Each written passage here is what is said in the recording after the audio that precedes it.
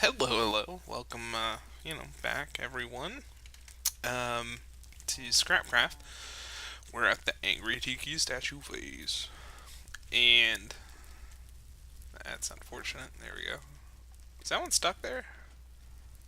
Oh, it's because I logged out. Off to tell ass that there's no logging out while we're here.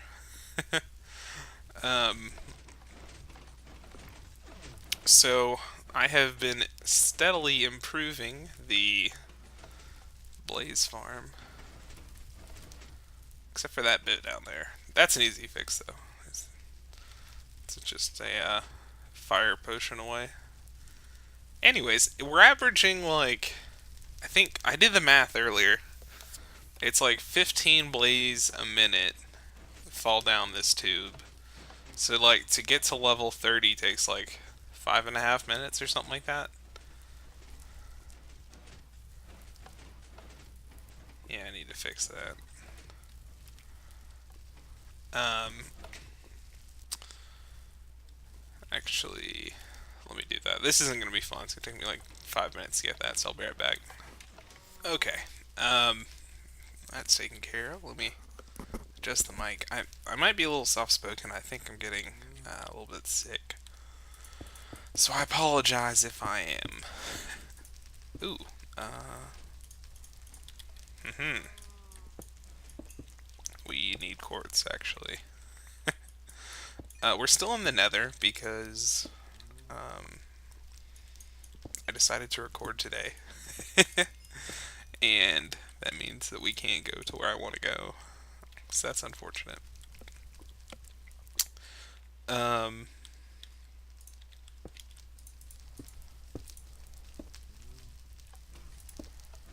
Yeah.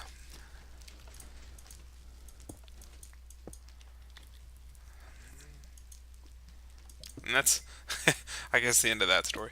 Um, yeah, I've steadily been improving the blaze spawner. I think I said that.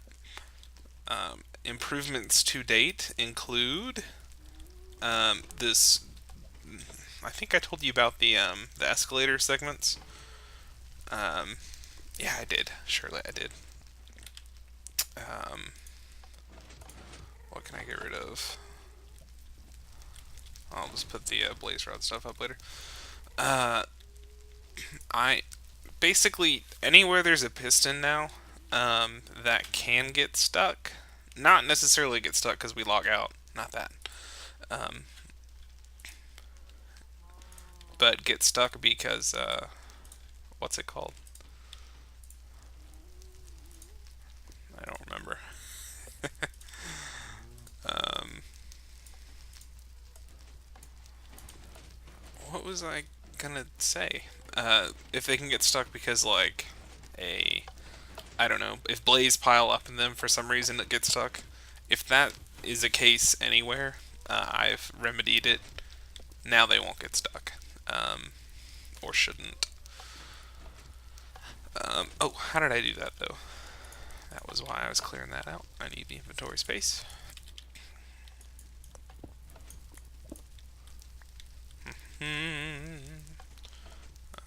Go up here. You can see them going up the chute.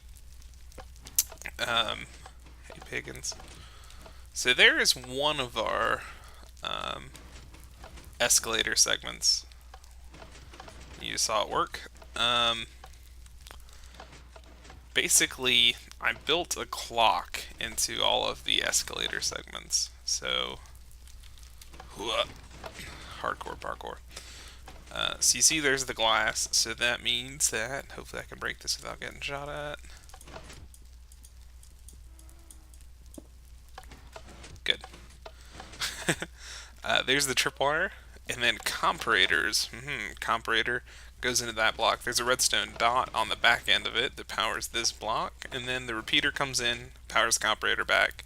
So if for some reason a group of blaze gets stuck in this tripwire, and the piston is already extended, it'll just keep making pulses that power the piston and push the blazes. It works very well.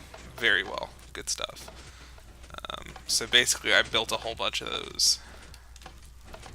Yeah, so that's how that goes. Put this back so I don't get shot.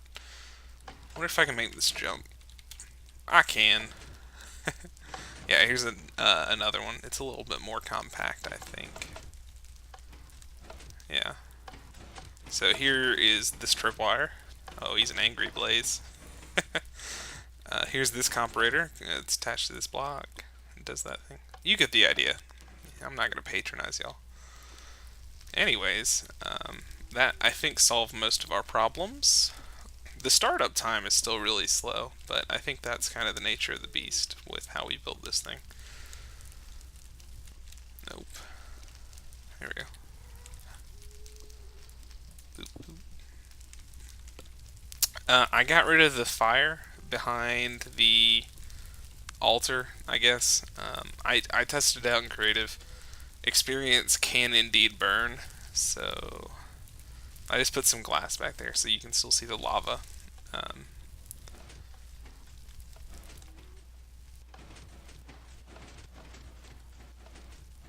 Alright. It's working. How many entities we got? 30. That's about huge. The huge. Go ahead and put that in there. Leave myself one. Leave myself one. Yeah. So, while we're here, I think I'm going to let the blazes build up. I'll turn the game volume down for you guys. Not up. There we go. I was going to, if you'll indulge me, read my book. Well, it's not a book yet. Read my story. Well, it's not my story either. I just wrote it. I guess that makes it mine. But it's not about me. Well, it kinda is. It's kinda about you too, though. Well, that sounded pretentious. Anyways, so we're gonna let these guys build up. And I am going to read. And again, I think I'm getting sick, so I apologize if I don't read particularly well or sound bad. Also, I'm not a great reader. Like, I don't read a lot of books for fun, mostly because I'm a slow reader. And it frustrates me how slow I read. And, sort of a feedback loop kind of thing. So I'm not a great reader, but I'll try my best. Like, popcorn reading in high school was not traumatic, but I hated getting called on. Anyways, oh, let's break these signs. How's that? Last one here was on earlier today, and he was trying this out. Good.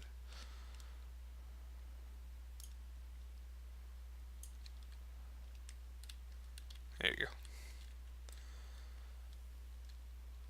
And I'm going to put a sissy bar in just in case. Okay. Yeah, so I can't move or do anything while I read, obviously. So you guys are just going to have to indulge me. Well, I was going to try to leave that up. Can I do that? Hopefully you guys can't see this. Okay, it's just going to pause the game. Great. Right. So, again, sorry if I'm not a great reader. I'm just going to read the opening page or two. I'm actually quite happy with this bit, so I'm not too self-conscious about reading it. I'll again try to put on my best showmanship, but I'm not like your third grade teacher, so I can't exactly do like different voices or anything. Alright, here we go. Alright. That's you! He recoiled. His throat clearly stung as though the sneeze which he had just articulated was full of painful grit and dust. The tremendous volume also seemed to startle him, and rightly so. No creature should make such loud noises so early in the morning. Oh, I'm sick. He stood before himself, examining himself. That's a crap sentence. Anyways, I apologize for this. He stood before himself, examining himself, as we all do, in the bright fluorescent light from the lights above in his bathroom mirror. Uh, yeah, it's a crap sentence. I need to work that. They truly were bright, and he had to squint to lessen the strain on his eyes. While he was admittedly a morning person, they still did not come easy for the man, and he did not take them so gracefully as a person so affiliated with the morning would. Crusted sleep stuck in the corners of his eyes and clung to his thin lashes. His eyelids hung low, still attempting to resist the glare from the phalanx of angry, humming bulbs. A familiar yearning worked its way through his nose, and he tilted his head back to prepare himself, raising the back of one of his hands to his mouth. Ah, achoo! What an unpleasant sound. He rubs his eyes as his vision adjusts, blurry still from having just woken up. He lazily massages his eyelids one at a time with 2 fingers. Crust had partially sealed his eyes shut as he slept. Having adjusted to the stark light in this cool bathroom and wiped away the crustiest and most debilitating of the sleep in his eyes, he gave himself a good look over. His features were largely unremarkable. His nose wasn't particularly knotty, bent, hooked, or upturned. His cheeks were not particularly gaunt, pronounced, or plump. His chin had no cleft. His jaw wasn't exactly striking. He had some slight stubble, as if he hasn't shaved in a few days. He had some. Oh, no, I just read that. His facial hair was mostly light. It didn't attribute to any particularly good look, and upon closer inspection would be rather unseemly. His eyebrows were near blonde, so much so they were nearly imperceptible. All his life they were like this, though. Above his left eye, just below his eyebrow, sits a small scar. Uh, it's very light and otherwise difficult to notice. In his entire life thus far, only 4 people had ever noticed it. He was, of course, the first, his father the second, his mother the third. Still, though, he saw it clearly every time he glanced his own face in the mirror. His eyes leapt to it instinctively, and truly they comprised his one attractive feature.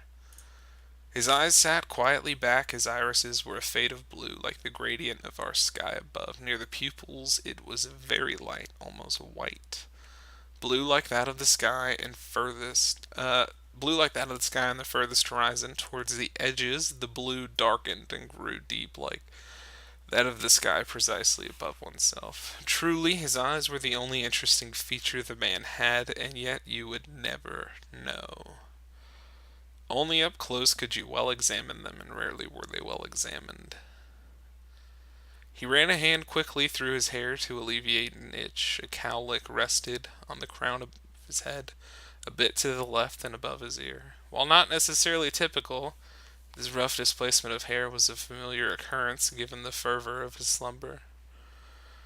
His hair was coarse as usual and a bit oily at present. It was terribly thick and needed a decent washing. It wasn't very long. He couldn't keep it tamed at any great length. By this point in the man's life, his hair had become a light brown. It was not light in shade, but a change. His hair was beginning to gray, somewhat prematurely, he must have surely thought. Strands of gray intermingled with the thousands of brown follicles around them. His hair slightly jostled from his sleep, and unfortunately for the man, there honestly isn't much for it.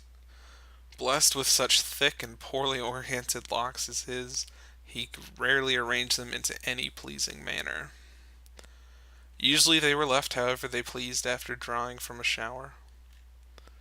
He gazed now at his body. Thin wisps of hair stood on his chest, and others still climbed over his shoulders to his back. He rubbed the hair lightly with 4 fingers from his right hand near his sternum. Just a bit to the right in the mirror was a scar on his chest. It was the oldest thing in his possession. It was long, discolored to a rosy hue, gnarled, and a bit old. It was unfamiliar. No, it was familiar. It's not unfamiliar, it's familiar. His shoulders were set a bit wide overall, though. He was what most consider a fairly average body. He poked his belly, disappointed with a light bulge, as people usually are. He no longer had much in the way of muscle definition. Any left over from his youth was fading, and he did not care for the gym. The muscles apparent to him now, in the mirror, are the result of necessity and his labors. Not entirely satisfied, he figured himself quite average. An understatement. He was incredibly average. Extraordinarily so. The man raised an arm and sniffed at himself. The test yielded clear, potent results. He stepped then lethargically across the cool tiled floor. With one hand, he grasped blindly for a hanging towel, while the other continuing to rub his eyes, still trying to convince those weary orbs that it was time for the day to break. He stubbed his toe on the doorframe, mumbled a polite curse, and continued into the shower, hanging a towel on a hook. This is Robert, and I would like to tell you of him. Dun dun dun dun. End scene. Yeah, so that's the the first bit of the book. I hope you liked it. I read it to last, and he thought it was marvelous. Of course, he could be patronizing me, and I realize that now. How many we get? 88. That's plenty. Hopefully, I didn't take up too much of your time, and hopefully, you enjoyed it. If not, hey, that's okay. It'll probably never get published, so. Don't die. Don't you die. One. Okay, we lost one. Oh, yeah. I'm keeping the volume down until we finish. um, yeah. So I hope you guys like the book. I might read the second bit. The first was an introduction to the character, give you a physical description of him, and it's the only one I'll ever give. The book is, I think, a highly fictitious autobiography. Not autobiography, it's not about me, sorry, just a biography. Highly fictitious biography. So, and I'm trying to get it to be very detailed. I'm trying to make it relatable, I guess, so that most people, I mean, I would hope every book is, well, no, never mind. My intention is that people relate very much to our protagonist here, and they see themselves in him as him. I'm making him a very ambiguous character, and that's why I'm giving the physical description first, is to make him present his features and make the morning routine. I think for most people is pretty relatable. It's not too different from person to person. It's get out of bed, wish you were still in bed, brush your teeth, take a shower, go do whatever you do. That I think is the morning routine for most people. Anyways, so it's supposed to be highly relatable. And yeah, that's our story, boys and girls. So, all right, that's plenty. I'm done. We are actually moving on to a new Nether project. Last one here, thought was a good idea. Are you still tied up? You're still tied up. um, so we've got Blaze Spawner. We still can't go to where we're gonna live, so that's kind of a bad deal. We're clearing out what are, I guess, gonna be spawn pads for the what's it called? Wither skeletons. Wither skeletons is what we're doing. Because it would be nice to have, what's it called? Um, you know the word I'm thinking of. A beacon! Yes! When we're starting construction on our base, because I think one of the first things we'll do is try to make a spawner so we can get, gunpowder and excavate and stuff like that. Oh, Lord, Lord, Lord. All these magma cubes.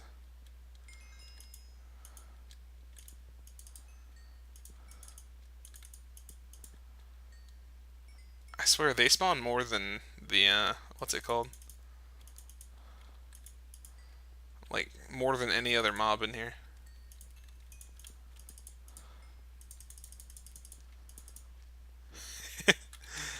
Um, yeah, so that was all I really wanted to do today is present what we're doing here, read the story a bit, and discuss my changes to the farm, the blaze farm, the angry golem statue face or whatever, tiki golem, totem.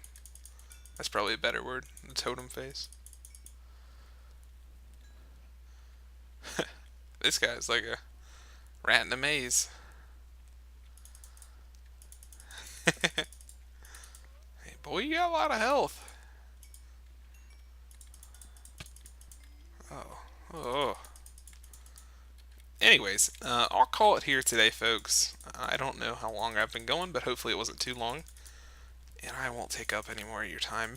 Thanks for watching, of course. I do appreciate it. Um, oh, no, no, no. I know about you. You knocked me down earlier.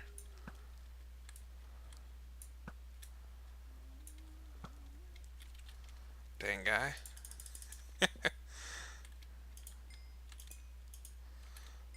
Yeah, I'll call it here. Thanks for watching, everybody. I do, of course, appreciate it. I hope you enjoyed. That's why we're here. um, Hopefully, next time we'll be able to go where we're going to live and get out of the stinking nether. Um, but yeah, so thanks for watching. Take care. Adios. Bye bye.